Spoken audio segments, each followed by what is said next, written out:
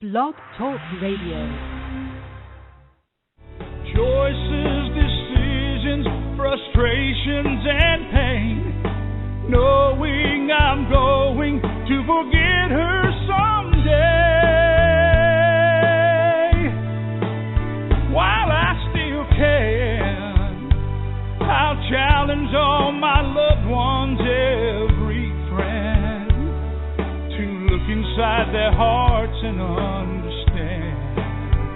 that I will love them. I will love them while I still can.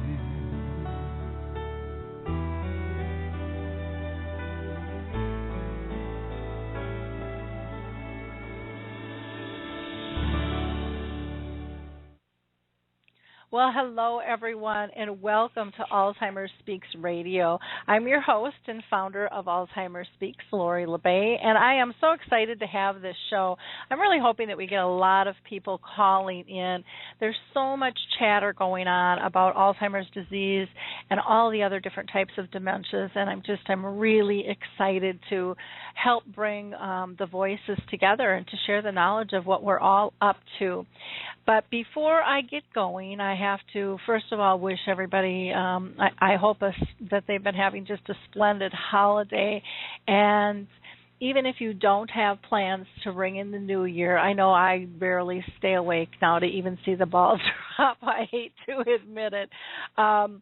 It still is a really wonderful, wonderful time every year to just be able to start fresh and reminisce about what has happened in the last year. So pat yourself on the back for all you've accomplished, even if it might not have been easy. You've gotten this far, and you're still here, and that's huge. And we're glad you're with us. Before I start pulling guests in, because we do have quite a few people on the show today. And again, this is just very random, so feel free to call in and push 1, and then I'll know that you have something that you want to share with all of us. But we always get new listeners, so I always like to tell people a little bit about Alzheimer's Speaks and why we exist.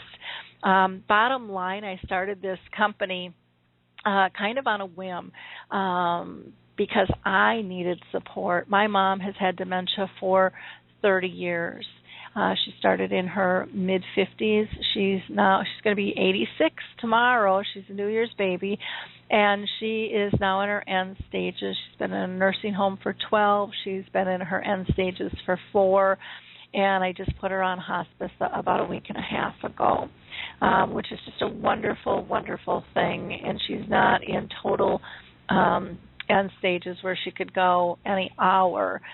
She's just getting that extra support that is so important to people in their end stages there. So, again, I want to thank my mom for allowing me to share this journey with her, and through that, I've just been able to make such wonderful contacts all across the world and meet such interesting people. So I'm very appreciative of this journey that I'm on with Alzheimer's. Alzheimer's Speaks, you see, is just an advocacy-based company, and we provide multiple platforms to shift our dementia care culture from crisis to comfort. I truly believe that by joining forces and sharing knowledge and just having these everyday discussions about life with dementia, we will be able to remove the stigmas and the myths that are associated with this disease and isolate so many. There's absolutely no reason for this to occur with any disease, and given the numbers, this has to change, and it has to change quickly. At our core here at Alzheimer's Speaks, we believe, again, that collaboratively that we can win this battle against dementia. And that's not just about a cure. That's about learning to live together. It's about finding balance. It's about assessing how we care and how we act and react to one another, and just becoming more conscious. And I know that we're making a difference because just over a year ago, and I can't believe it was this long ago, we were recognized as the #1 influencer online regarding Alzheimer's disease, according to ShareCare and Dr. Oz. And that is due to all of our listeners and supporters on all of our platforms sharing information. And when you share this information, you can do this on Facebook, you can share it with your LinkedIn groups, your Google Circles, you can email it out. If you've got Twitter accounts, Facebook, I mean, it's pretty much endless in terms of how you can share all the platforms, from the radios to the Dementia Chats webinars, where I interview people that have dementia, and you're able to also participate in those. Those are all free as well. To the blogs that we post, to various training sessions, etc. And don't forget about the resource directory. On AlzheimersSpeaks.com, you can sign up to put your business, product, service, or tool in, and to share that with others. And that's totally free. I'm big into sharing, and I don't think it should have to cost everybody money to do this. And so I really appreciate all of our supporters out there. Now, today's show is just going to be an open mic format, and so that means I'll be taking callers and having conversations, and people can talk, preferably by phone. If they are able to call in, it might be a long-distance phone call, so be aware of that. And locally here in the U.S., it's 1-714-364-4757, and that shows up right on our home page. And again, just push 1, or you can always use the chat box if you want to just make a comment that way. I will be reviewing those as we continue on with the show here for the next 2 hours. I do want to give a special shout out to just some organizations that I just hold in really high esteem, and a few of them are associations that I think just have great resources when you're dealing with dementia. Alzheimer's Disease International is the association of all the Alzheimer's associations around the world, so they'll connect you with the closest resource. Plus, they have great international data and information to share with you there. The Alzheimer's Research and Prevention Foundation, which has more of a holistic approach to dementia. They've got some wonderful things going on with Dr. Dharma. The Lewy Body Dementia Association, which is fantastic if you're dealing with that specific type of dementia. Same with the Frontal Temporal Degeneration Association or the National Aphasia Association. If you've got those specific entities that you're dealing with, it's really nice to be able to hook up with a specific organization. And then just a couple of my favorite kind of pastimes and interactions in terms of engaging people with dementia would be Music First with Choral Health. And you can go to Choral Health. They have all kinds of really cool things that they have studied to help people change, because music changes our moods. So it can pick us up, it can calm us down, it can help us sleep, help us eat. I need one that would help me not eat, probably, for myself. Puzzle with Me, again, is just a wonderful avenue, as well as Max Wallach's puzzles that he donates to communities and organizations as well. And then we've got the Jiminy Wicket organization, which engages people through croquet, and it's an intergenerational gamut there and game. Very, very fun. I was out in New York when he did a big kickoff at Rockefeller Center this fall, which was very, very fun to be part of that. So I want to thank James for allowing me to be part of that. And Custom A Design, I have to give them a shout out as well, because they're the guys that have helped me with my website. And if any of you have websites, you know how hair pulling that can be at times, and they've really just been been great to deal with. So I'm going to go ahead and pull in our first caller here.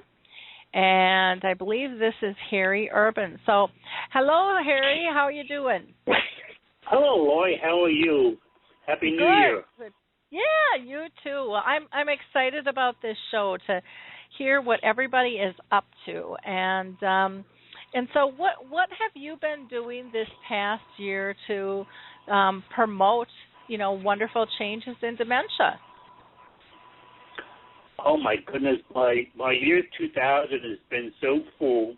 I've been so fortunate to have so much help in raising awareness.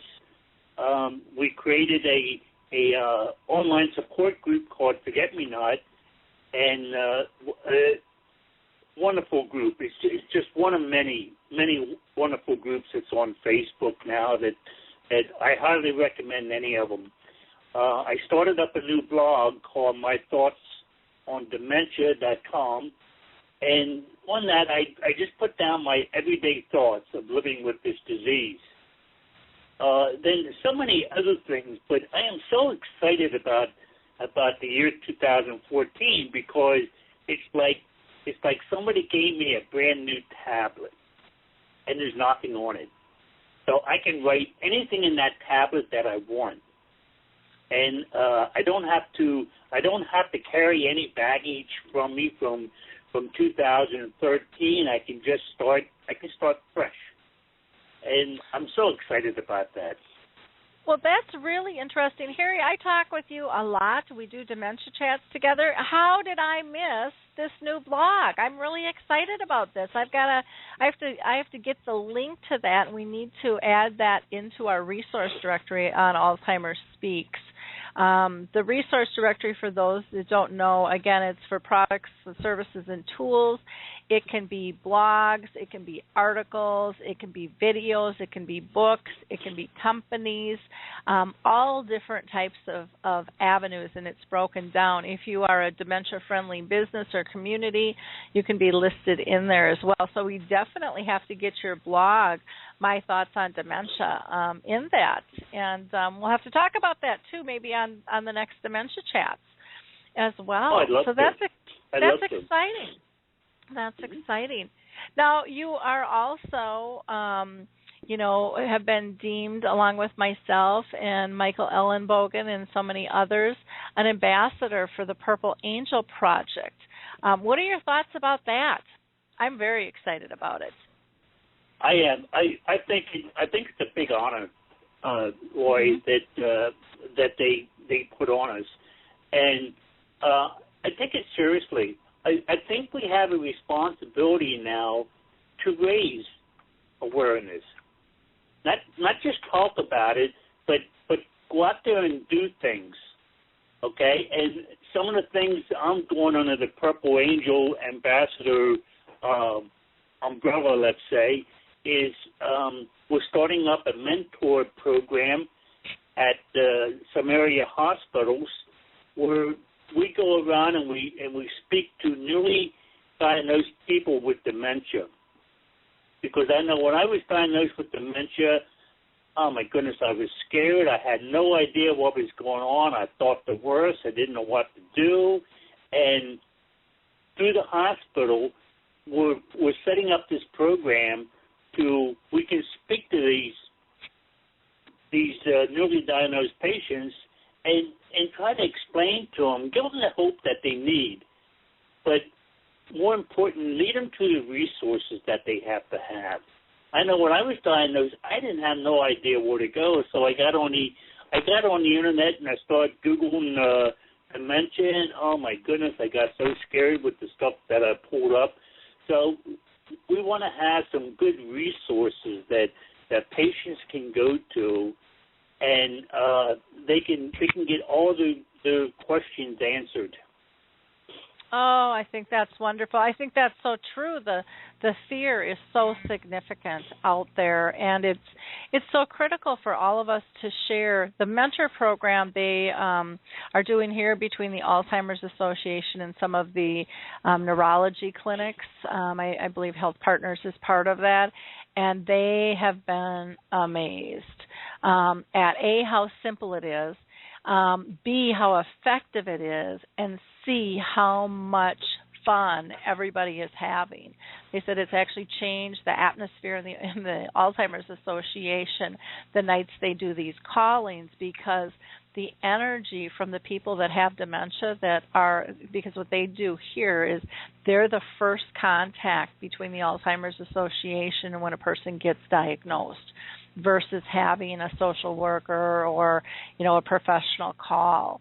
And they become, mentors in that format and say, hey, I know what you're dealing with. I've been there. I've done that. I understand it.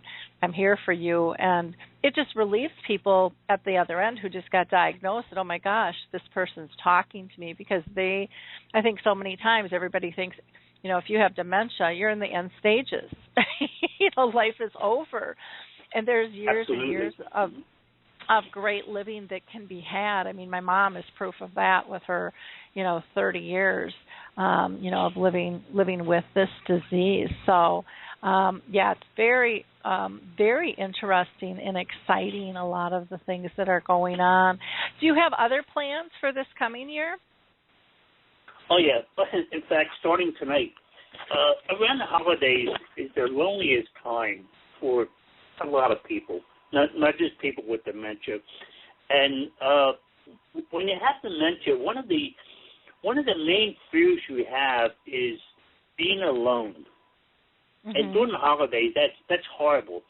So on Christmas Eve, my wife and I were sitting here and just enjoying the evening, and I got to thinking about that. How many people were out there alone on Christmas Eve and not having anybody to talk to, say hi, anything like that?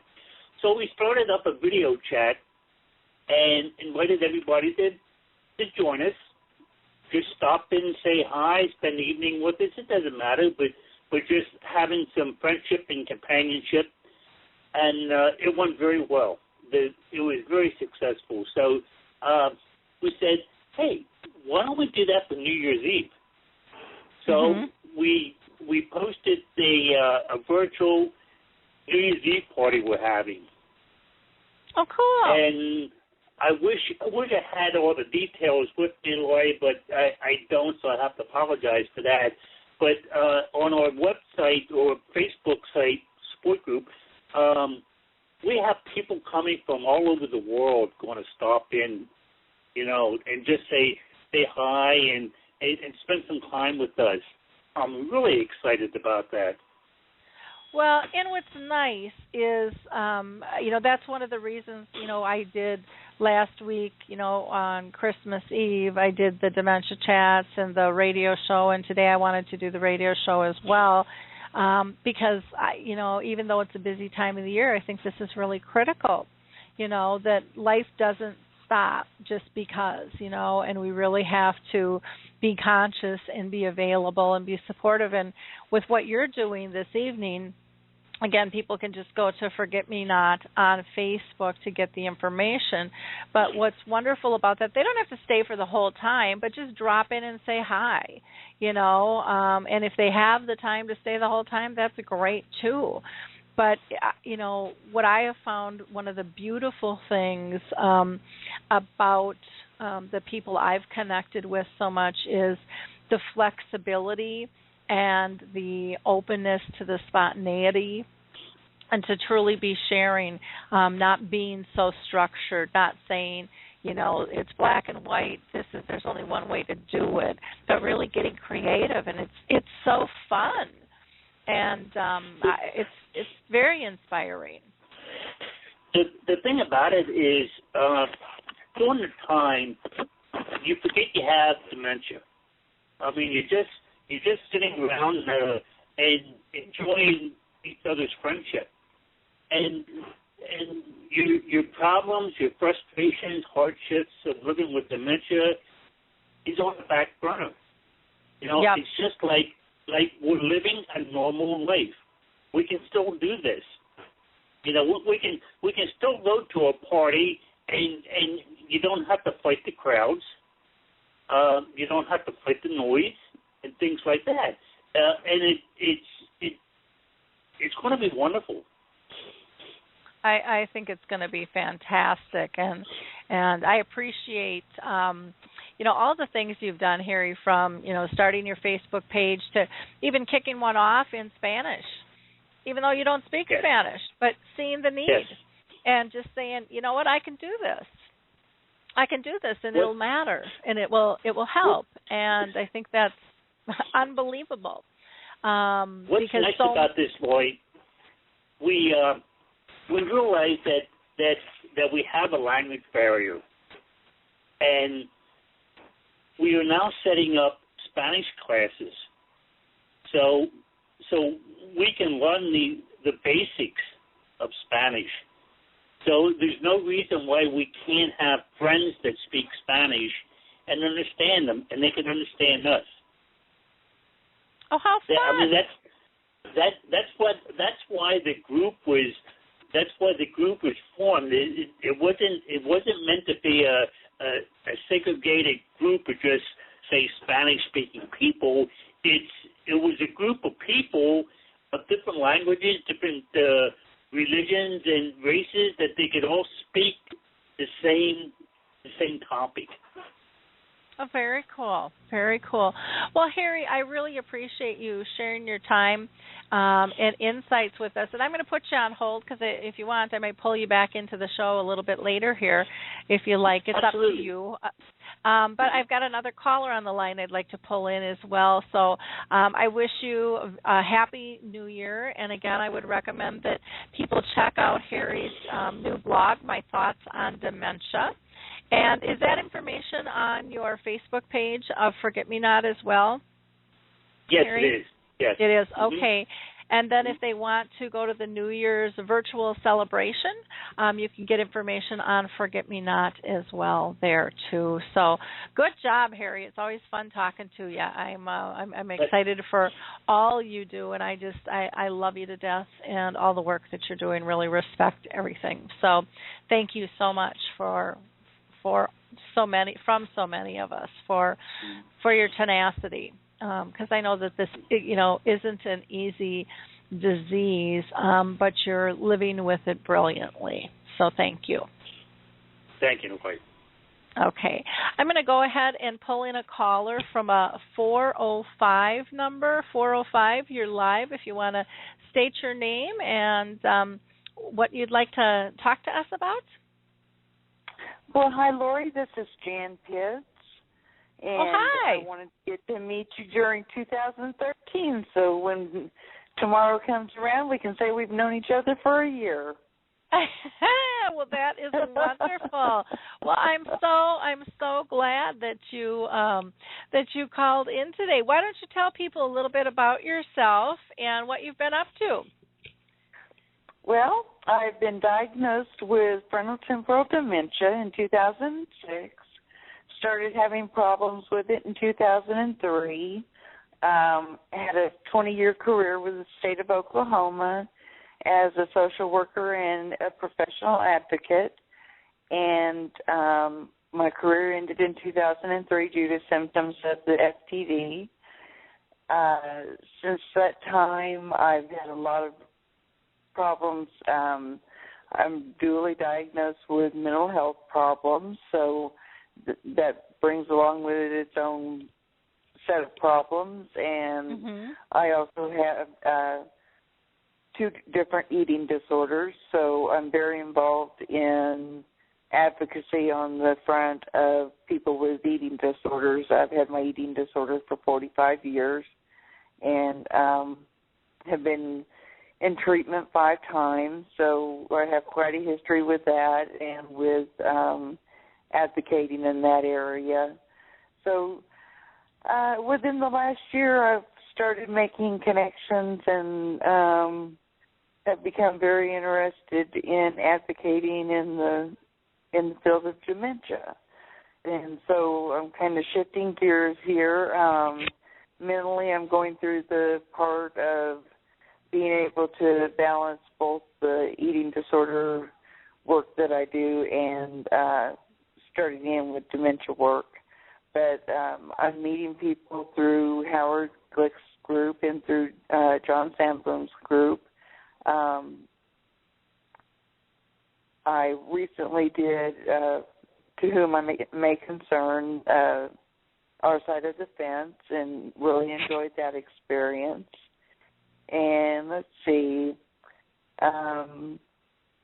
talking with some people about some future projects, and just starting to get to know people and to get involved. Wonderful. Well, that is great. That's a lot. For some people who don't know about some of the projects or the groups that you're involved in, can you tell people a little bit more about Glick's group and some of the others that you just mentioned? Why you like them? Why you partake in those? Yes. Howard Glick's group is for frontotemporal dementia, people who have actually had a diagnosis made. It's a private group.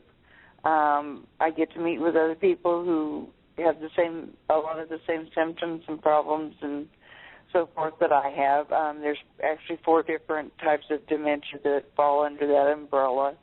Most of us in that group have the behavior variant of FTD, and it gives you a sounding board for things that go on in your life that other people can relate to, and gives you a place to be heard and not judged.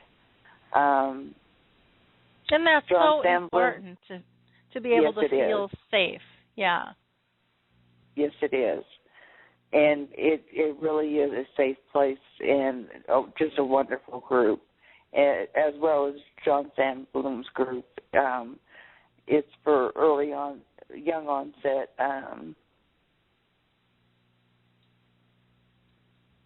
for any type of dementia diagnosis. And so we have more of an array of people and personalities in that group, and it's quite a fun group, very interactive, as well as Howard's. I like them. I prefer them over like neighborhood support groups where you're meeting for an hour once a week or once every 2 weeks. We're kind of there for each other 24/7. And let's see, I was at Harry's house last night on video chat, which is always fun. I've done that 2 or 3 times now, and plan on spending New Year's Eve with him and Hazel this evening. So I don't agree with his part about that it won't be loud, because I think it will be.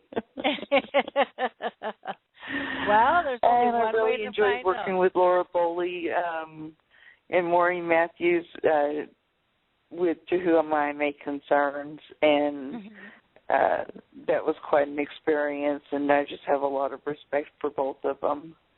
Oh, they do just a great job. Marvelous. And, when with Richard Taylor there, it's just a great thing to see and to be able to be part of. So, wonderful. Actually, we also have a support group that meets every Thursday, and Richard runs that group, and I'm one of the members of that support group. I think there's about 6 of us. Okay. Wonderful. Well, that's great, because I know he was kind of doing a virtual memory cafe. Richard's always doing something new and unique, which is, it's fabulous. I think that's one of the beauties with kind of the grassroots effort is everything's game, and the creativity is just so huge in terms of what is happening out there and what's really driving some of the change in the forces, and the ability to, leverage the internet and the technology. And I see that Laura actually started the support groups. She has one as well, and they're hoping to spread that where there's more support groups that meet weekly.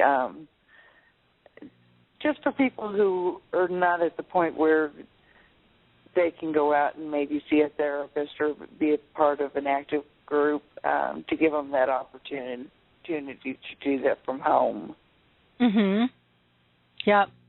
Well, wonderful. Well, I appreciate you all that you're doing and taking the time to share with us today. And I wish you a wonderful New Year's Eve. And who knows, maybe I'll pop into the celebration tonight at Harry and Hazel's with you too. Well, I think you'll have a good time if you do. Okay. Well, you have a wonderful New Year's. And again, thanks so much for calling in. Okay? You're welcome. Okay. Bye-bye. Bye now. I'm going to go ahead, and we've got a caller from a 751 number. 751, you're live and on the air if you want to state who you are and tell us what you'd like to talk about.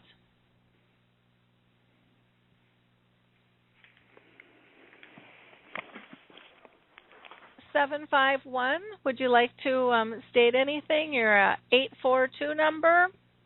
Lori, I'm a 715 number. Is that what? Yep.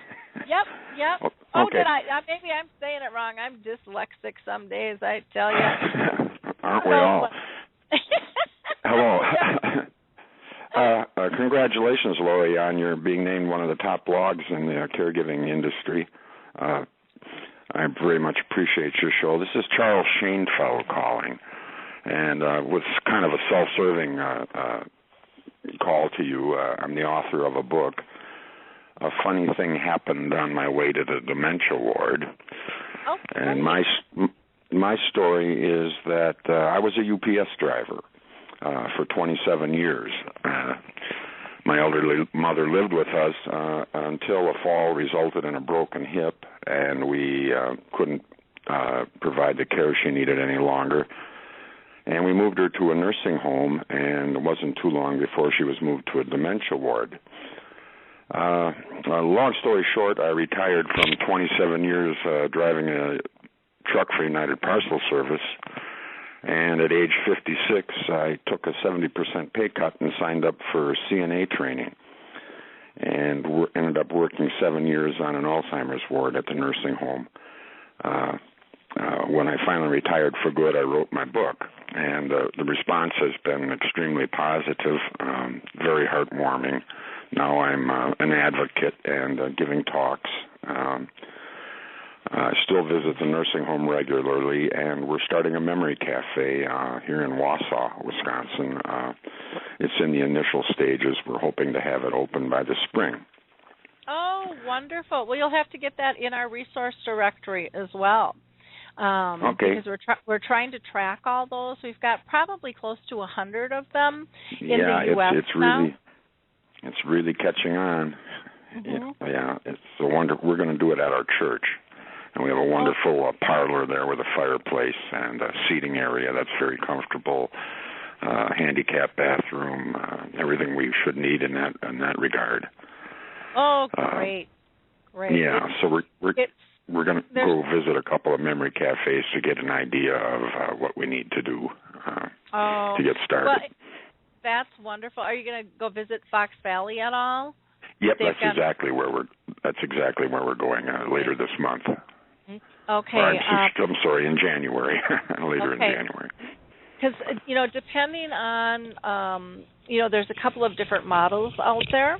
One is Fox Valley has some funds, so they're pretty structured, and then there are other ones that are more loosely structured. Also in Wisconsin, we opened one in Watertown, and that one, I don't know how far away that would be for you as well. But we do on Alzheimer's Speaks. There's actual a mentorship page, and so it's myself and McFadden's from Fox Valley, Carol Larkin in Texas, Uta Ludwig, and then Deb Tigler, and then there are also people around, in other parts of the globe that are all open to talking to you, because they all twist and turn just a little bit different. So it depends on your needs and what you have for resources available. For example, the one we have in Roseville is less structured, and a lot of them want people who are social workers or medical credentials to be facilitators. And with ours, we don't do that. We just want people that have an interest in dementia. We feel that it's not having all the answers, but it's about having a conversation and building community. And so it's really kind of more of a friendship thing. And we don't do as many activities because we don't have the funds. So ours is really I think that's probably the direction we're going to be going. At this point, I'm not totally sure, but I just want it to be a comfortable social event for these folks and a place where they can interact and get out of the house. And that's what we do at Arthur's. I tell people it's like a bowling league or a bridge club without the cards and without the bowling ball, because you don't go for the equipment, you go for the camaraderie. And so we've grown to 2, and we're probably on the verge of breaking off into 3. And we've just done it very slowly. And it's all spread kind of word of mouth, but it's just the relationships are so strong. It's so powerful. Even Watertown, the first meeting that we had, I mean, there was cheers and laughters from everybody around the table in the very first meeting.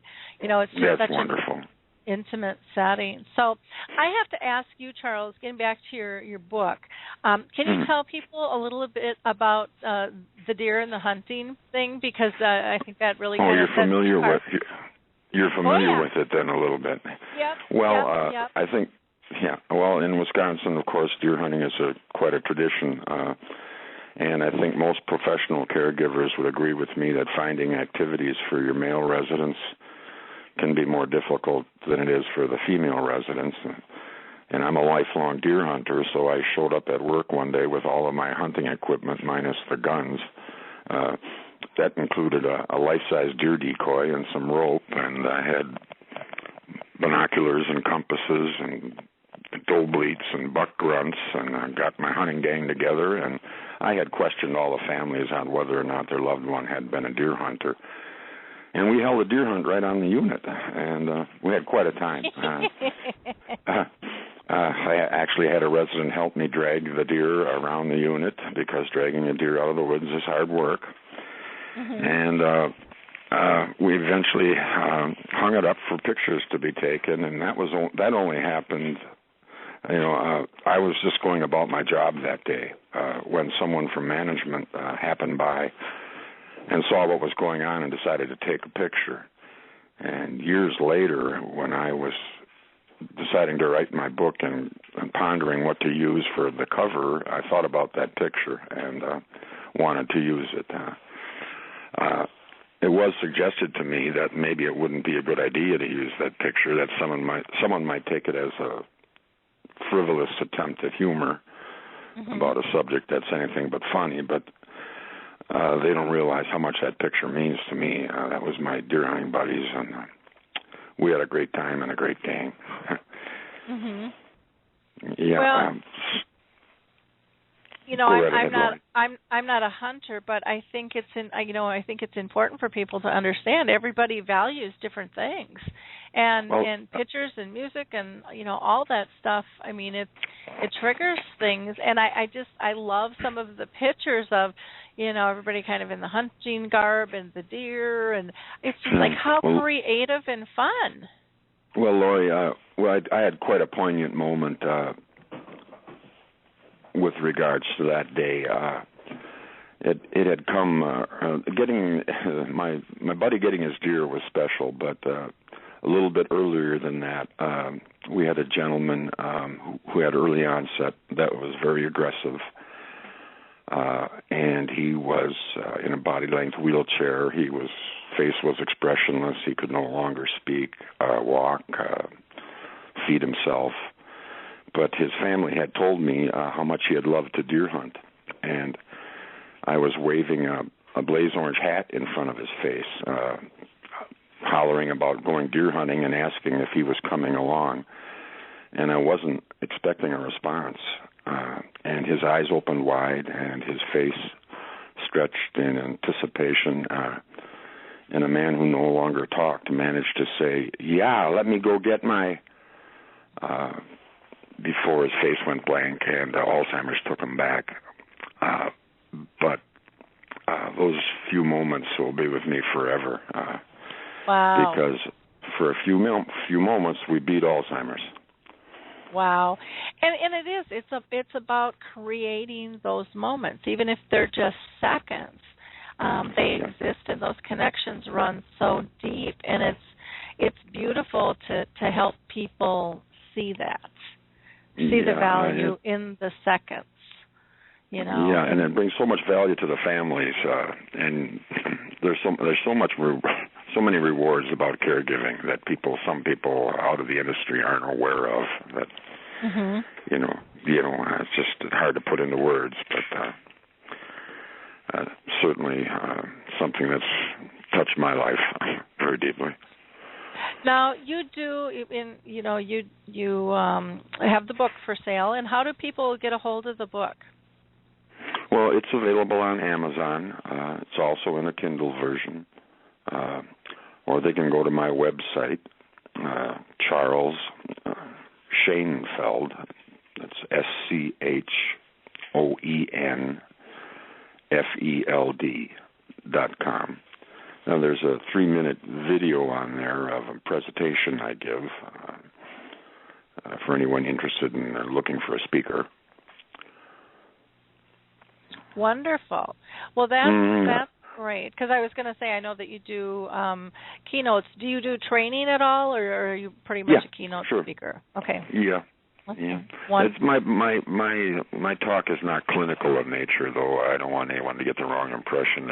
It has much more to do with the benefits of human kindness, and that's something that your students don't find in their textbooks. Yeah.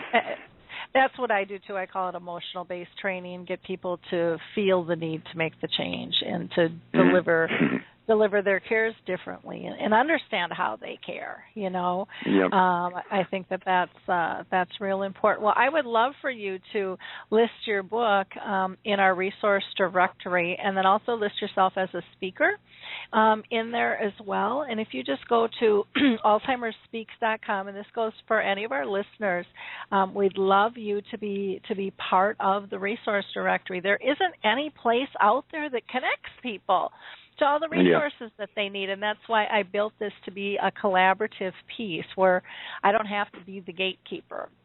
And so you just go up to the header, and there's a place next to the contact button. It's a big gold button that says Partnering Options, Share That You Care. And you just have to register to be a member. And once you register to be a member, then you can go ahead and input your information. And it's limitless. The only thing that I ask is, the reason that I developed this is to help people in need find the information they want. So if you have a book, put that in and put the link to the book, the direct page. Don't send them to your home page, because people don't have time to search and destroy. If you're a speaker, send them directly to the page that talks about your speaking. If you're home care or your transportation or technology, put them in individually and send them to the correct link, because people just don't have the time. You're also able to share other people's information. So if you read somebody else's book, or you see a video on YouTube, or there's an article, go ahead and input it there. This isn't about ownership. This is about sharing information. And, as long as you're directing them to the other person's information, you can't be stealing it and calling it your own. There's absolutely nothing wrong with that. And again, when you raise someone else's voice, you raise yourself up, I think, right along with it, and just shows that you share that you care, Yeah. Thank you very much, Laura. I appreciate that. You're doing some wonderful work, and it takes a joint effort, that's for sure. Yeah. We all have to be collaborative and respectful of what everybody does, because I'm a firm believer there is not one answer to this, to dealing with dementia. We need a toolbox, and we need to learn how to get creative, and we need to learn how to be respectful, and we need to understand how we care and how we personally react to being cared for as well. A lot of times people don't even realize how they're reacting. They think that they've got this big smile on their face, and body language, and a person with dementia can still pick up on all of that stuff. Sure.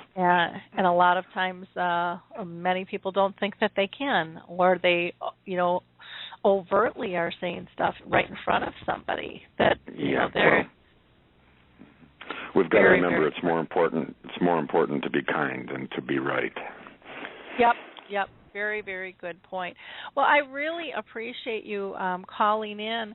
And, if you want to have a conversation offline in more detail about the Memory Cafe, I'd be more than glad to tell you, how we do our Memory Cafes and kind of the format, because we're pretty much a shoestring budget. We've got a sponsor, which it sounds like you've got your church going to kind of fill that role, and it's worked out really, really well. Been very comfortable. But again, I think that there aren't guidelines. It's really up to each of us on this mission to do what we feel will work best. We will certainly, we'll take all the help we can get. So I'll be calling you. Okay. I appreciate it, Lori. Well, great. Well, thank you so much for calling in. I'm glad. Thank you for having me. Okay. Have a great New Year. Bye now. Bye-bye. Well, that was fun to hear from Charles. I also just kind of want to give a shout out to some of my past clients this past year, because it's just been such an honor to work with so many of them. Seasons Hospice, Rosewood Estates, Health Partners Hospice Division, even my National Speakers Association. I got a chance to talk there. English Rose Suites, the Savvy Senior Sources was just a very fun little conference. The Mason City, Iowa Senior Fest, the North Suburban Golden K Kiwanis Club, Keystone Communities, where I did kind of a circuit tour for them, the North St. Paul, Maplewood, and Oakdale Rotaries, as well as the Alzheimer's Research and Prevention Foundation did a very fun webinar with Dr. Dharma and Muriel Hemingway, who is Ernest Hemingway's granddaughter. She's also an actress, an author, big on nutrition and kind of healthy living. The Lutheran Home Association, who's been absolutely fantastic to work with. Washington County Senior Workers, the Ramsey County Respite Think Tank, Be Home, the Roseville Area Schools and Senior Program, Heritage Homes, the American Association of University Women, and the Volunteers of America out on the Anoka campus, as well as the Homestead in Maplewood and Maplewood Care Center are just some, and we've got lots of fun speaking engagements coming up. In fact, I just developed a new program. If anybody out there is looking for help in terms of feeding, I've got one called From Hand to Mouth to Heart, getting staff to understand the importance of how we feed and care for one another. So if you're out there in the audience, feel free to go ahead and type in the conversation box if you don't want to call in, what you've been up to. Otherwise, you can call in. We'd love to hear you live. And the number is 1-714-364-4757. Again, that's 714-364-4757. I'm going to go ahead and just pull Harry back in. Harry, are you still there? Oh, you bet. Hi, Harry. I just thought I would touch base with you and see if you had any additional comments at all. What Charles is doing is really quite fun. He brings in there's pictures of him actually with a deer and the whole garb and the guys. It's pretty incredible. You know, that is so interesting because what I'd like to do is I'd like to promote the idea of if you should be able to look through the eyes of a dementia patient. And the only way you're going to do that is if you give them a camera, let them take pictures, and then you look at the pictures. Now, when Charles was talking about going deer hunting, that brought back so many things that I talk about is if you have a loved one that is capable of walking in the park or something like that, give them a camera. Let them take pictures of squirrels, rabbits, or anything like that, and you will be surprised what you see when you look at these pictures, because you are now looking through the eyes of someone with dementia. You know, when they take a picture, you're going to look at it, and you're not going to have any idea what it is, because I remember down in Williamsburg, walking around the historic district, there was a deer running by, and I never seen a deer down there. So of course I had to take a picture. Well, when we looked at the picture, there was only I think parts of the hind legs, you know, because I'm just not quick enough to do that. But Hazel, in her wisdom, says, you know, can you tell me about this picture? And I explained to her how pretty this deer was and everything like that, and how much I enjoyed seeing that deer there. And even though the picture didn't show it, my words did. That's why it's a wonderful idea. Give a dementia patient a camera and let them take pictures and explain to you what's in the pictures. Oh, that's a wonderful way to create conversation. You know, for any of us, I mean, we love digging through photos. You know, it's just a special thing. You know, my mom is on hospice right now, and I'm thinking I need to start pulling photos together. You know, because eventually she's going to pass, and I need to be prepared for that. But it'll be, I mean, it's always something. We did it when my dad passed, but I mean, even for family members, it was just so much fun to look through, because there's so many memories for all of us, and so we have to remember the simplicity and the beauty within that that's available to all of us. And so it's not just it won't just bring pleasure to the person with dementia. It'll bring pleasure to, I believe, everybody who's involved in the process of that. Would you agree with that, Harry? Oh yeah, I spend hours. I love having bird feeders up in the yard, and I love sitting on my bench looking at the bird feeders. And I can't tell you how many hundreds of pictures I've taken of when I'm sitting on the bird feeders and birds are feeding at the feeder, and I'm snapping the pictures. Now, you know, they're not professional quality or anything like that, and I don't pretend to be. But you know what? They are so meaningful. Just for me sharing parts of my life with somebody, you know, being able to say, hey, I took these 150 pictures, and somebody going through them, I'm sharing a part of my life with them. Yeah, and that's very, very special. Very, very special with that. I think that's so much fun. You know, I mentioned to people there's a fabulous play by Jonathan Brooke, who is a singer-songwriter. and she was just here. It's a one woman show, but she's just a brilliant singer songwriter and storyteller, just absolutely fabulous. And the show is called My Mother Has Four Noses, and in part of it she talks about kind of putting up that wall of pictures and the importance of that and the interaction and just how precious it all is.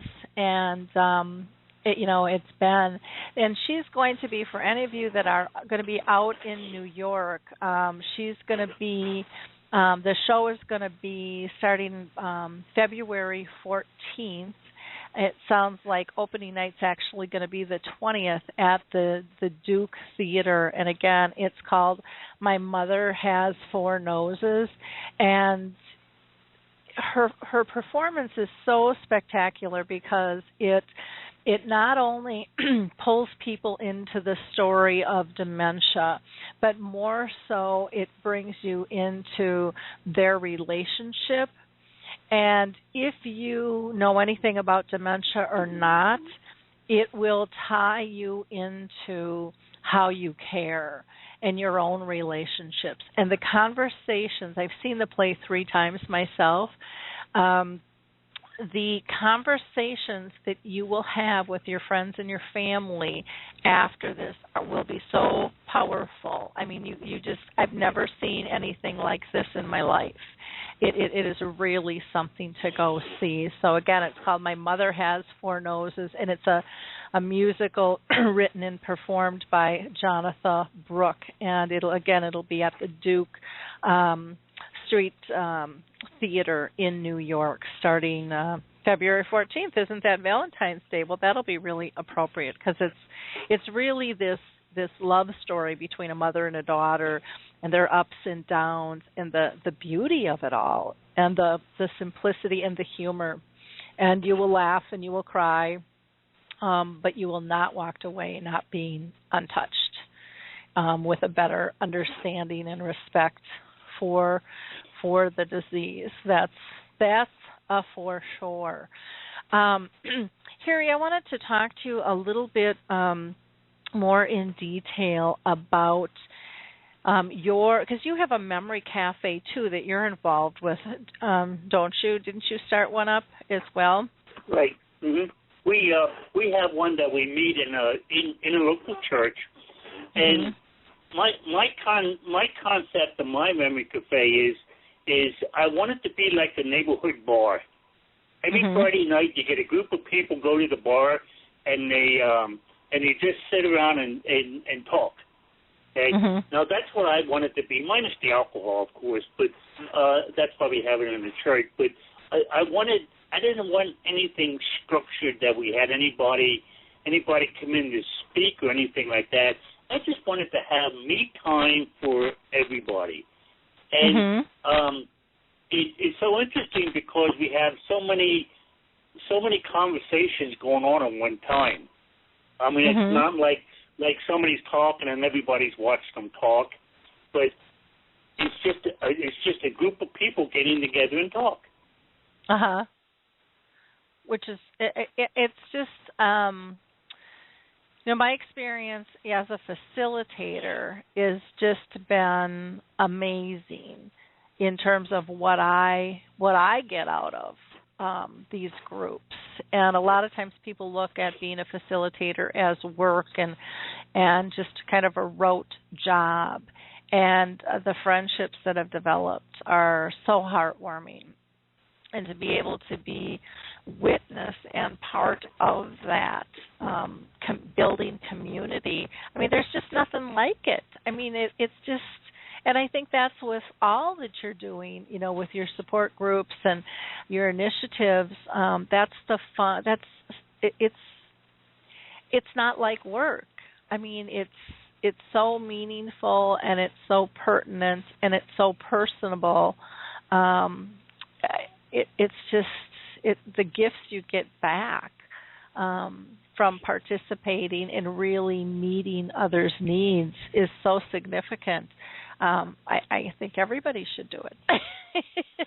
Now, but one thing you may want to do, now you may get in trouble for it, but it's still fun to do is if you're visiting a nursing facility, sneak in a snowball.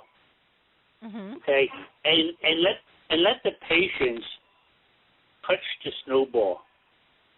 It could be years since they touched snow, but you would be surprised. You would be surprised how many memories come back, and they start telling you about their childhood days playing in the snow and stuff like that.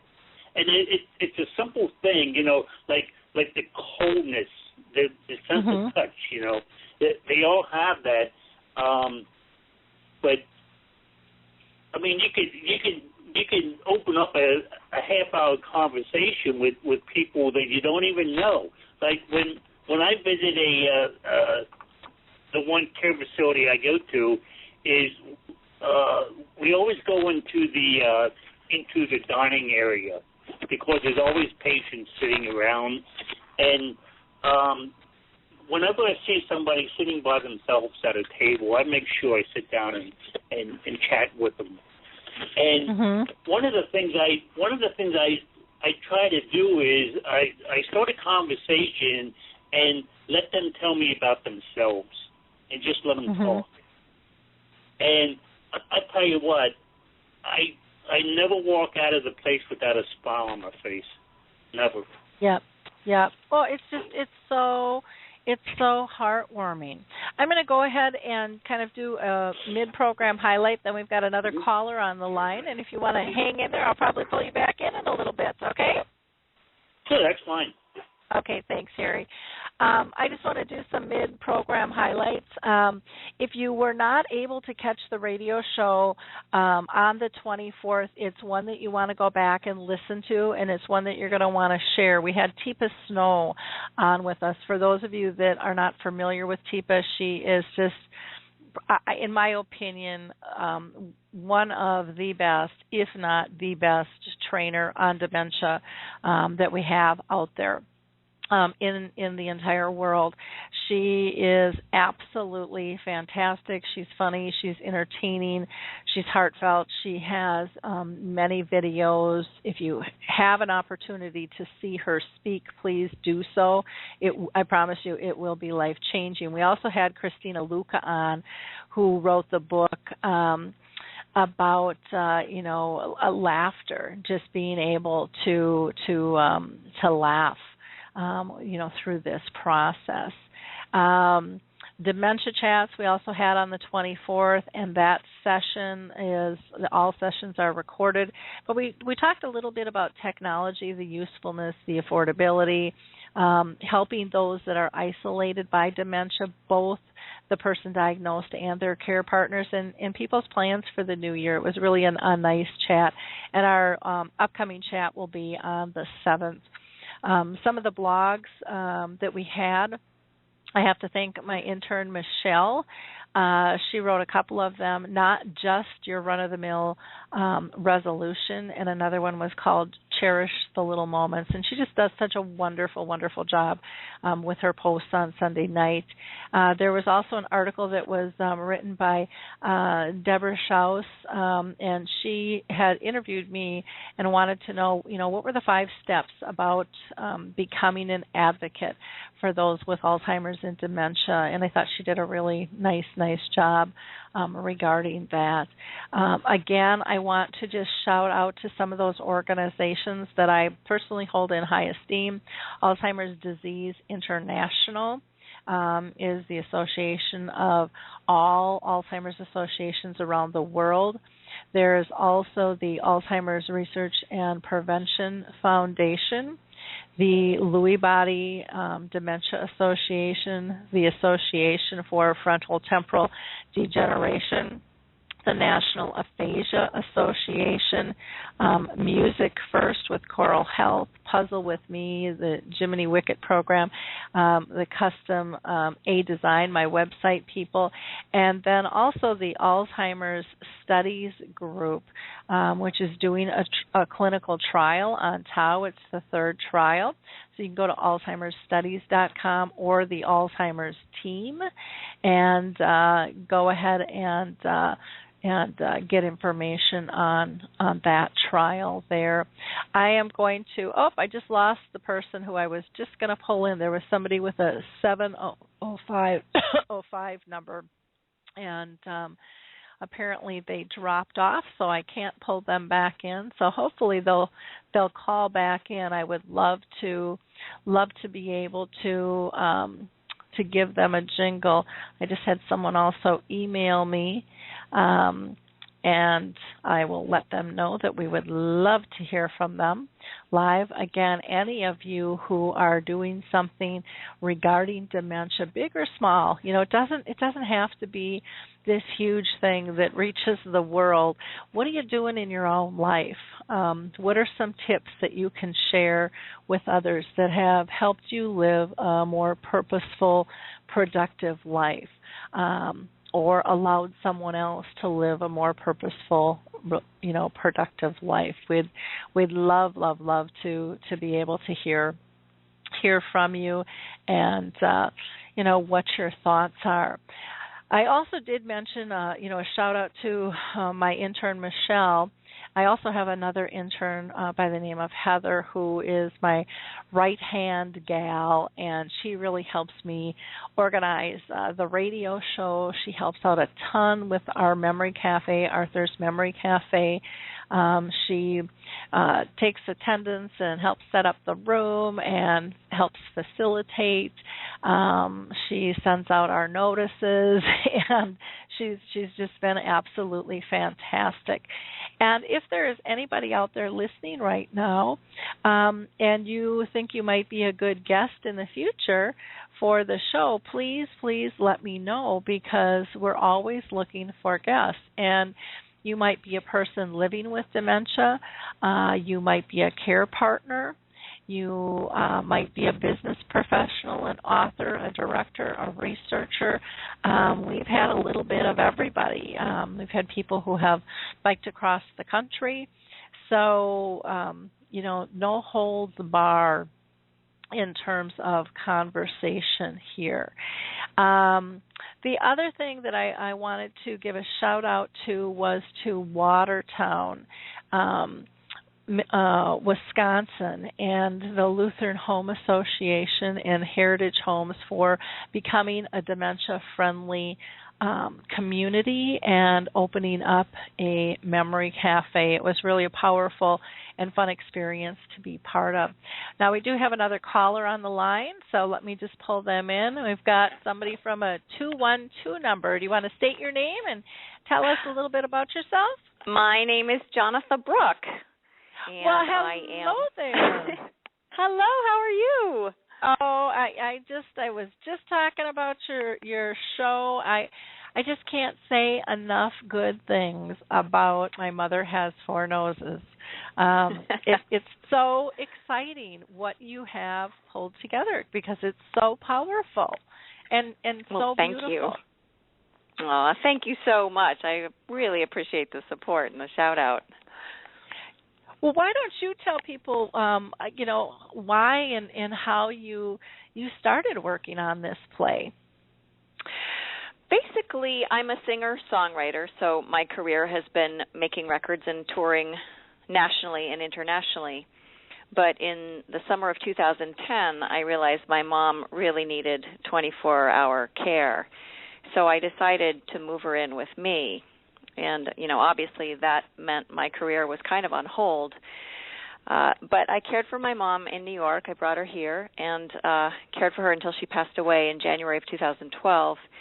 And it became this incredible story. Mom was very dramatic and theatrical. She was a poet and a writer, loved music, loved theater. And so our days, yes, sometimes were fraught with drama and very difficult passages, but also were very theatrical and could be quite beautiful if we chose to enter Mom's world and just join her wherever she was. So I started writing things down, and I started filming her and photographing her and kind of documenting some of our really great dialogue. And she herself was very complicit in this daily theater. She would say, "Well, are you getting this down? Because we need to make a play out of it." And so I did, and it became this musical play called My Mother Has Four Noses. I've written an album's worth of new material that's also in the play, and I'm opening the show on Broadway in February. Pretty exciting. And now that's going to be at the Duke Theater. Is that yeah, correct? The Duke Theater on 42nd Street. Yep. Okay. And how long is your run there then? We are opening previews February 14th, and then the show runs 7 shows a week through May 4th. Oh, my goodness, girl. I got to get back you have out plenty there. of time to get tickets. Oh, wow. I cannot wait. I'm going to have to go visit my stepson out in New York again and go to the show because I would love to be able to see it there as well. Also, we are doing in March where we've decided to do a similar program to what we did in Minneapolis when I was there at the Guthrie. We are going to have some talkback sessions after Saturday matinees in March, and maybe you'd want to be part of that as well. We're going to have some experts in the field come in and talk about what they've learned and what the play addresses, and let people sort of weigh in and have a conversation about, these new approaches and new conversations that we need to have. Oh, and it was so fun to be part of that in Minneapolis here because, the audience didn't want to leave. They wanted to keep talking even though they were kicking us out, and people wanted to stay. And I think that's what I, as an observer, that's the beauty of what you've created is the conversations that last. People are still talking about your play that they saw here. And what was that on, like the 17th? And was it the 17th December, 18th? Yeah. And, I knew several people in the audience, and the conversations have not stopped. And it was so beautiful to see people that, they recognize themselves in the stories that I'm telling. Everybody knows some part of this particular drama, and to sort of demystify it and humanize it and to open up the conversation about the funny stuff and the difficult stuff seems like a great relief to people, and it's very cathartic, and I think it gives people permission to, number one, to laugh about the stuff that's difficult, and you're not sure if you're allowed to laugh, and I think hopefully I make it okay to laugh, and then I think it makes people feel safe about talking about their own experience. Oh, definitely. And the other thing that I saw with this was even if people weren't touched by dementia, they were touched and they could connect on another level of how they care or how they were cared for. Yeah. And so it's even broader than, even though, the whole story is about your relationship, with you and your mom and, the journey of dementia and all the other facets of life. And even though eccentric in some areas, your timing is so good. One of my friends used to be a production manager, and she said, "Oh, my gosh, this woman is not only talented, but she's brilliant." She said, "Because that's so nice." Because your music is so moving, but the way you tell the story, you bring us up, you take us down, and just when we think we can't cry anymore or that we're going to break down, you pull us back up again. And the emotions are, to me, what people need to feel in order to really make the change. Because until we feel the need, on a really heart and soul level, we don't make change. We just don't. Yeah. We don't value it enough. And you do that just in such a brilliant, fun and moving way. And it's just so unexpected to go to a play and be that emotionally engaged. Oh, well, thank you. I'm very encouraged by the way it really does connect with audiences. And again, I think that there are these moments that we all have where you're in a bizarre and unprecedented moment, perhaps in your own experience, where I don't know, someone's going through a terrible drama, but there's something incredibly funny that's happening at the same time, and you can't even believe it's happening to you. And part of your brain is laughing hysterically because no one would believe the story, and then the other half of you is crying because you can't believe you're going through this. And I think that there's so much of that in the play that people relate to. They're like, I know, and I wasn't sure I was supposed to laugh because, it is kind of funny, but it's just so hard at the same time. And I think everyone relates to that. Well, and they I think very much do, and you give people permission to laugh and to cry and to tell people it's okay to laugh. You laugh in all your other relationships. Why would you let go of such a valuable piece of your relationship because of illness? Why would you let that destroy that? Makes absolutely no sense, And I still, even when I read a review or something on you, and on the piece in Duke, and it talks about your nickname Bully in this, my heart just melts. My heart just melts. Anytime I hear the word bully now, I will just be a puddle because it brings me right back to the play and just how lovely your relationship was. Even though turbulent at times, it's just so touching, so touching. So anybody out there listening, if you're going to be in the New York area, you need to see this play. And bring people with you, because that's one of the things that I heard at all three shows that I went to. I wish I would have brought more people. They would have loved it. I wasn't sure my husband would like this, but he would have really liked this, and even my daughter, who's 25 and who works in memory care, she went because I asked her to go. And she said, "Oh, Mom, I had no idea." She said, "I really, really enjoyed this, and I want other people to know about this too."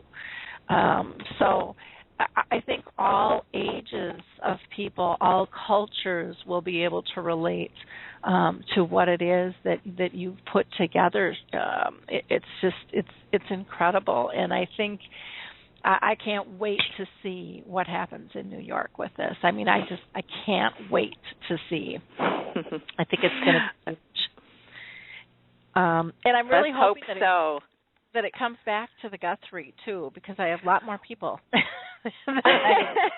Well, I'm hoping that it comes back to the Guthrie as well. Number one, what an amazing place, and how incredible of them that they opened their hearts and their doors to us for these two sort of preview shows. So I'm hoping, and I'm thinking that it may happen, but I don't have any confirmation yet. But I would love to come back there. I think the audience in Minneapolis is so sophisticated, and I was overwhelmed by the response. It was really an incredible time. Yeah, very, very fun. Well, thank you so much for calling in. How do people get tickets to the show? They can go to the Duke Theater's website, which is, let me just make sure I don't tell you the wrong thing. It's called The Duke on 42nd Street. And the actual email web address is www.dukeon42.org. Okay. So dukeon42.org is where you can get tickets and find out a little more about it. Wonderful. Well, absolutely fantastic. I'm so excited for you. I'm so proud of what you're doing, and to be able to help push this out in any fashion, I definitely will. I'm going to put this actually on the website on the front page. just Lovely. leave it there. Thank you so much, Lori. It's so great to talk to you. Well, thank you, and you have a wonderful, wonderful New Year's. Okay? Okay, you too. I'll raise a glass of champagne to you and your mother. I'll raise one back. Okay. maybe lots maybe of love. Even 2. Okay. Bye-bye. Maybe 3. Bye-bye. Okay. We also have a caller now. I just love her to death. She is just such a dear. We also have a caller from a 519 number. 519, you're live and on the air. If you want to state your name. Hi, Lori. It's Bacchus. Saba. Hey, out here in Canada. Bacchus. Hi, Happy New Year. You too. Thank you for taking my call, too. Thank you for taking the call. Oh, appreciate it. I love your show when I can get on here. Oh, well, that's wonderful. I know you've got some exciting things going on, so why don't you go ahead and tell our audience what the heck you're up to and how they can help you. Oh, another song was written. As you know, the first one that you took part in, Alzheimer's Knows No Borders, in that video last year was about, I think it was in March when we released that. And we had when I had that out, I thought, wow, this is making quite an impact, and a lot of people were watching it, and the stories on there were just amazing, and the people, the caregivers, and the lives of the person that was affected by Alzheimer's. So I thought, I want to do another one, and another song came up, and it's called You Are Here, and it was written with a couple other friends. And I'm going to do another video, and this video will bring out early onset and those affected by that. And I think we need to bring that out a lot more because just in the States, I think there's, over 250,000 that have been diagnosed with early onset. Probably even a bigger, that's probably even more than 250 over there in the States. So I felt like it needs to be brought out in the open a lot more, and I'm hoping to get 15 pictures of people that are affected by this early onset, or is it younger onset? What do we call it? A younger onset? You know, people call it all different things. So to me, I'm not a medical model, and so I say talk to people speak, and most of them will say early onset. Some will say, young onset. Some will use the acronym. So some will say early memory loss. So it's okay. It's just people who get diagnosed at a young age. Can be interpreted one way. The other way is people that have some memory loss, but it's not significant, in terms of, stage level, they're in the very beginning stages. So, I would say, be open to that, be flexible, because people ebb and kind of flow through this. And again, it's not about categorizing somebody. It's about awareness of the disease. And you're trying to shine a light on that this is happening to younger people, and this isn't an old person's disease, is what I'm getting from you. Is that correct?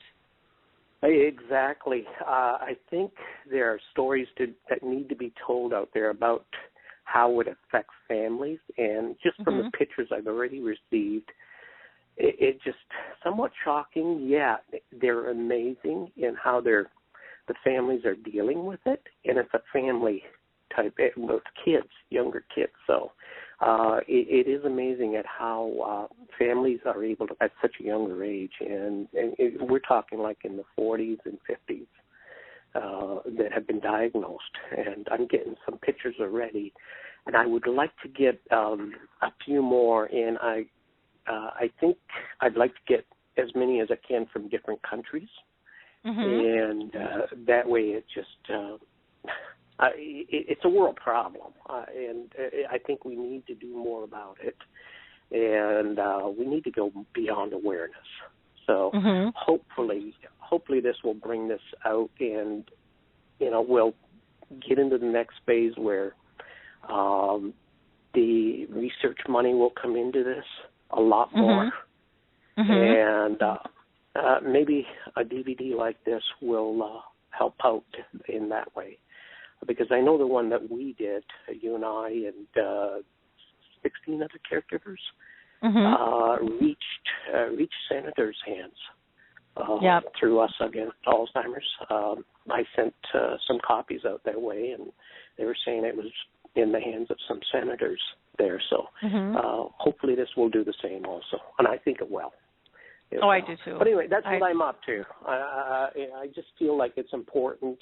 I feel like it's it's one of those things that I need to do, being that I just love music.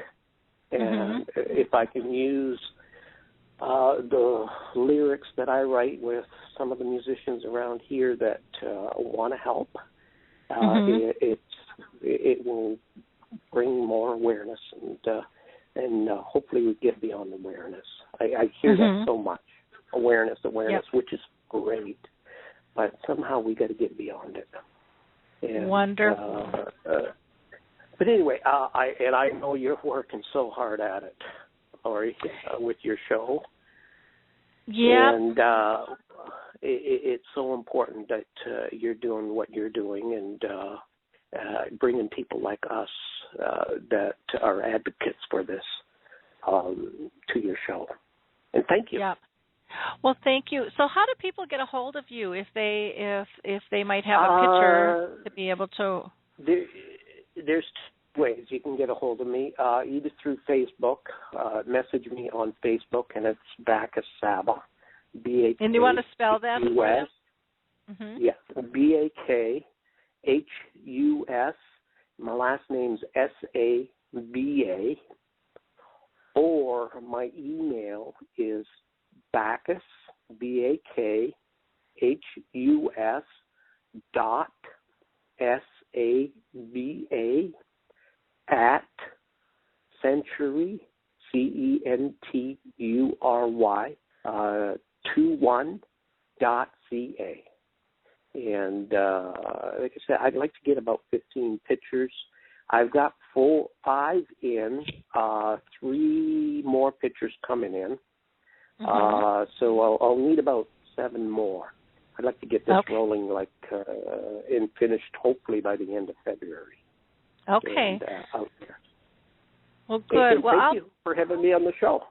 Yeah, well, and I'll bring it up to our Memory Cafe as well, and see if there's some people who might want to participate. But like you said, it would be nice to have a global face, of the disease. And so, please, listeners, pass this information on to other people as well that you know around the world. That would be fantastic. I haven't really pressed on the pictures just yet, but I know in the new year I will be. I'll be posting it a lot. I've got one coming in from Australia, England already, in Canada, and then most of them are from the States that are coming through. Michael Ellenbogen has posted it and sent emails out, so he's got a few friends that have sent pictures my way.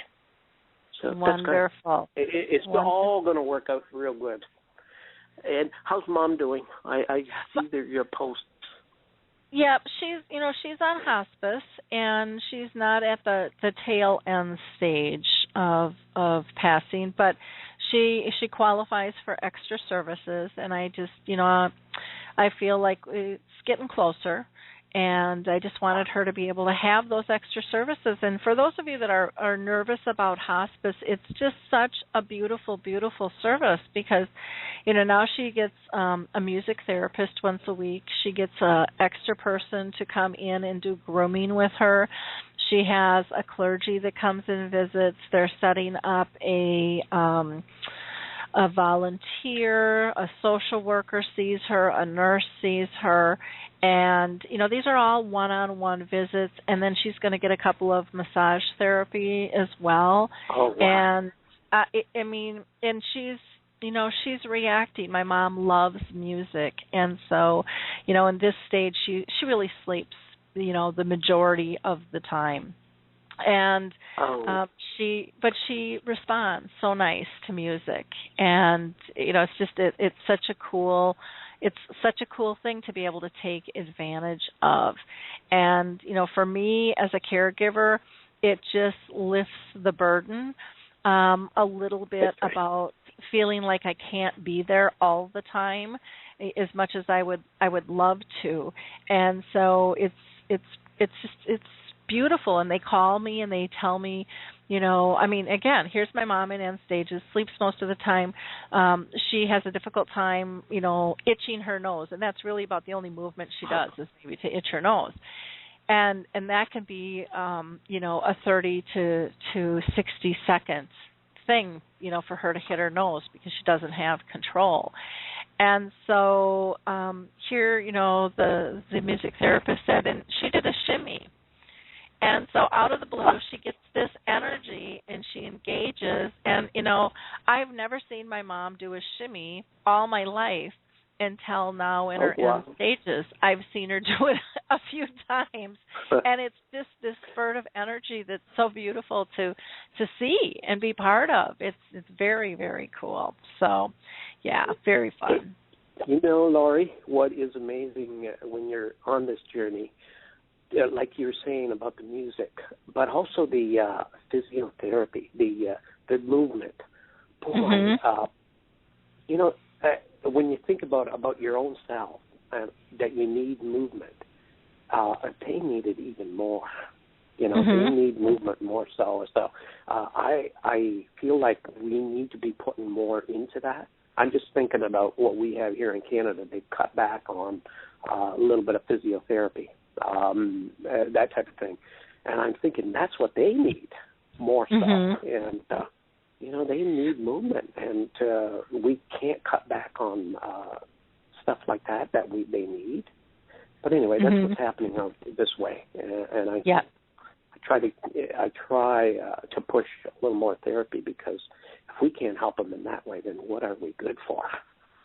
Well, and so much of the time that we focus on these group activities, and it's the one-on-ones or the smaller groups where they really blossom, and because there's less commotion and there's more connection and appreciation for the relationship. And so, I think that that's something that we really need to change too, in terms of, again, group activity is great, but we also have to modify the size of the groups, and and are we just looking busy, or are we really connecting? And there's a difference. That's right.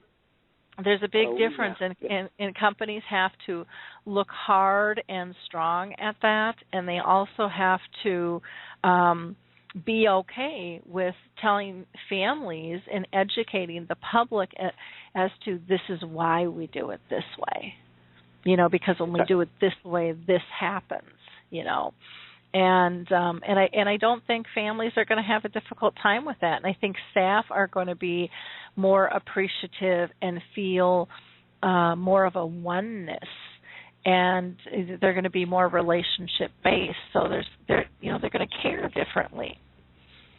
They're going to respond differently. We just need that so much more one-on-one, like you were saying there.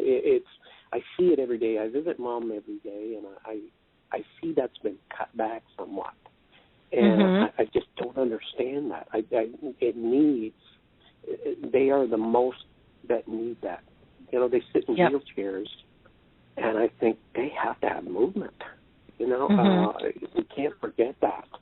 Who does more of the forgetting? It's us as people that we can't forget that. They need the movement. It's so important.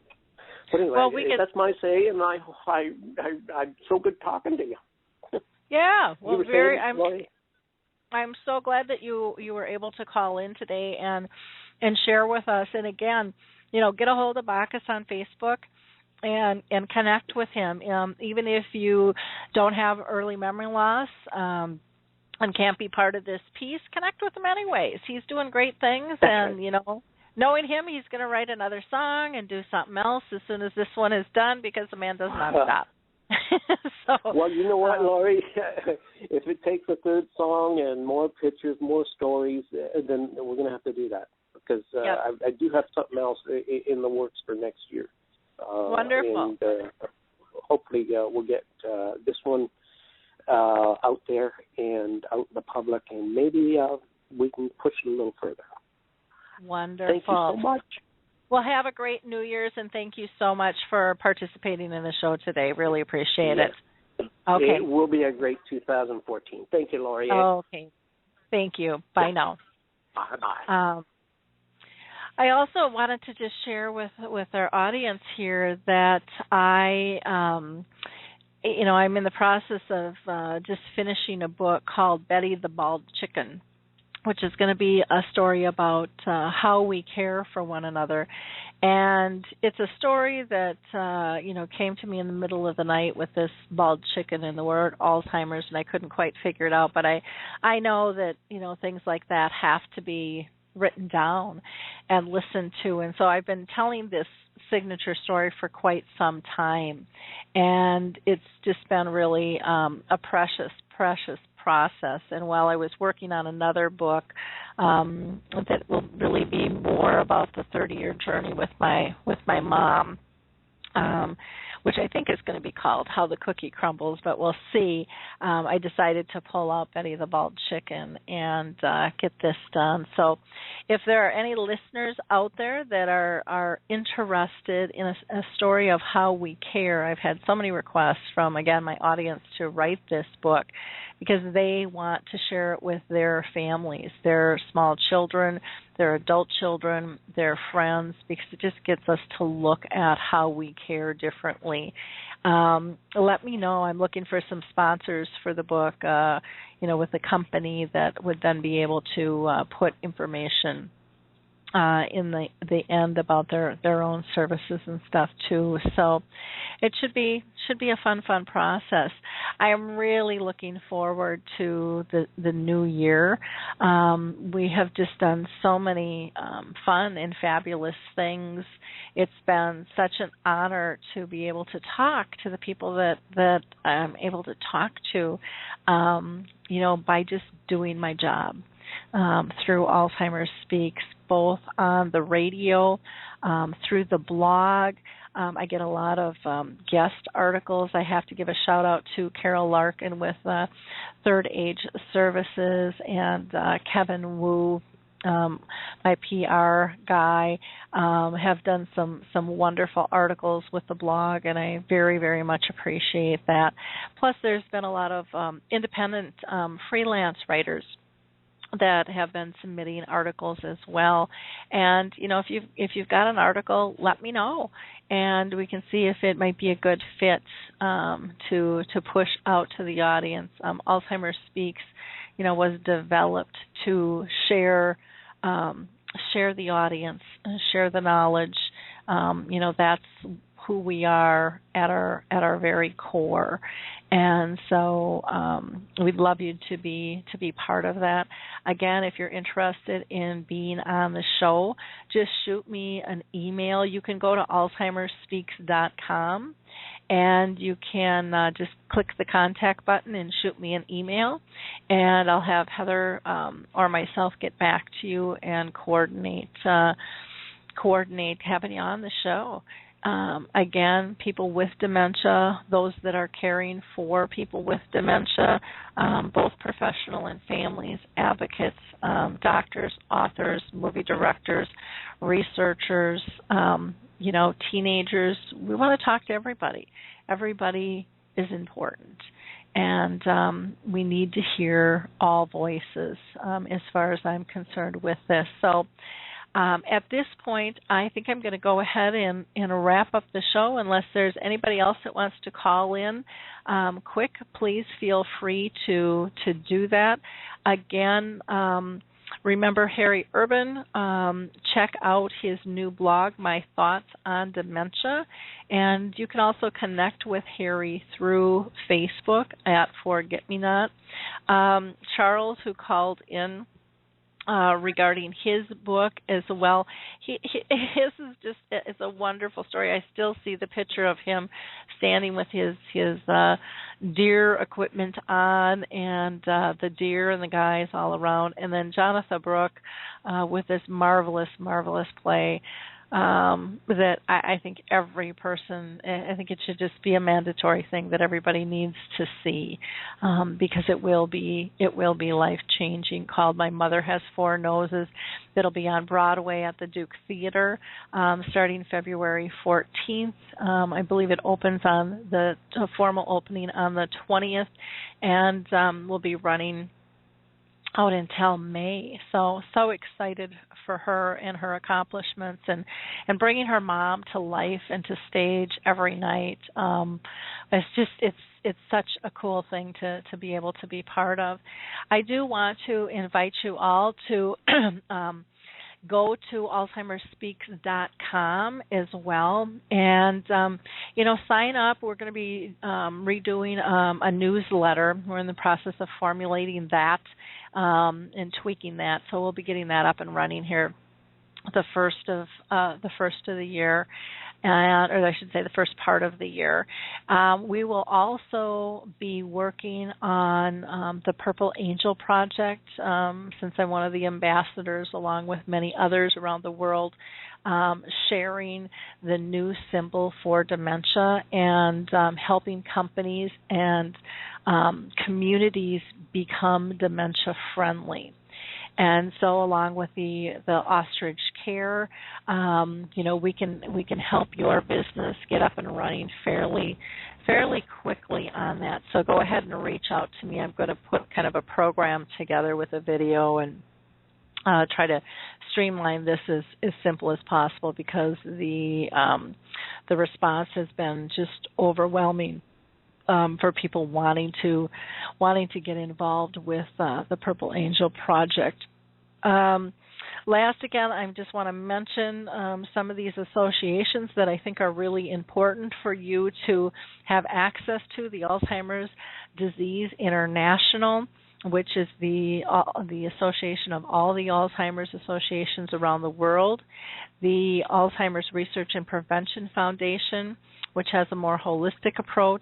Lewy Body Dementia Association, the Association for Frontal Temporal Degeneration, the National Aphasia Association, and then that clinical trial with the Alzheimer's Studies Group as well is very important for people to be aware of. And if that's a good fit for you, just go to alzheimersstudies.com, or you can go to the Alzheimer's team, and they would be glad to assist you there. On the website, Alzheimer's Speaks, we also have a free tool for you there called Your Memory Chip, which you can go ahead and download. Again, all you have to do is in the header, there's a big button in gold that says Free Conscious Caring Tools. Click on that. You have to become a member. We're not going to bombard you with emails. You can go ahead and we're not going to sell your information, so you don't have to worry about that. But once you register, then you can go in and access that tool. That is a really simple yet powerful tool that has you focus on 3 questions. And I always have people, and I did this myself for years, and it really helped shift my mindset when I was caring for my mom. But I read and I focused on those 3 questions before every interaction, if it was on the phone or if it was in person. We didn't Skype, but for many people it might be Skype or video nowadays. And the first question is, what do I want this person to know? So for most of us that are family members, it's about love. I want them to know that I love them. So it was about building a routine on how am I going to show that. How am I going to approach her? What is the tone of my voice? How am I going to touch her? What exactly am I going to say? Building a pattern to be remembered that is comforting And then as a staff person can also use this, and that might be that we're here to support you and respect you. And again, what's your approach? What's your tone? Building those patterns up of familiarity. I can't say that word. And then the second question is probably the most important, and that is, what do I need to focus on? And typically care partners will rattle off a list of tasks. And the list of tasks is always about the other person, but emotionally it's typically about us, the care partner. And you can hear that in our tone of voice when we say those tasks, because it's not something that typically we're excited about, going to the doctors or arranging appointments or medications or having to do all the cooking and cleaning or whatever it might be. And so we cannot be person-centered if, emotionally it's still about us. So I get people off of task and get them to focus on 3 simple things before they go in to meet with somebody with dementia, and that is, are they safe, are they happy, are they pain-free? Because again, when you're safe, happy, and pain-free, when you're focusing on those things, you will do your task differently. I promise you. You will see a change. You'll be able to let go of repetitiveness or a story that might not be accurate because it's not important. Being right or wrong is not important. It's about our relationships, and it's about respect. And then the third question is, what do I want to remember?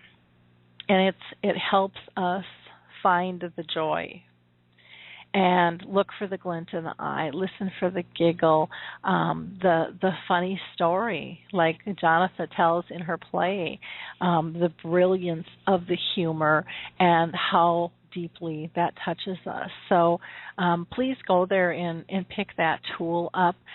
We also have bracelets and things that go along with that. I don't have that up on the website yet, but we should shortly. And I think that's about it. I'd love for you all to participate in the resource directory. Again, that is free on Alzheimer's Speaks. Just go to the partnering options, share that you care, and let people know what it is you're doing. If you're a speaker or an author, or if you have a business or a clinic or home health care, transportation, technology, maybe you're elder law, maybe you're a real estate agent. The list is quite lengthy. And if you're interested in becoming a dementia-friendly business or a dementia-friendly community, I would love to talk with you on that. Or if you're in need of education and training or a keynote speaker, we also provide those services as well as marketing opportunities in terms of sharing our audiences with people via the website. So please reach out. I wish you all a magnificent new year. And again, I want to thank each of you for sharing that you care, by liking us, by sharing these episodes, by following the blog, following us on Twitter, and again, just participating, having the conversation. That is how we're going to change the world of dementia. I truly, truly believe that it will be together. So thank you from the bottom of my heart, and enjoy the new year. Be safe, and we'll see you in 2014. Bye now. Hi, everyone. This is Meredith from the Senior Fitness with Meredith podcast, where I discuss all things for seniors, from fitness, your health and wellness journeys, how to be all over strong and beyond. I also have my mini podcast called Motivation with Meredith. It's a great, quick motivational pick-me-up for your days. Join me, listen now, search for Senior Fitness with Meredith on your favorite podcast platform.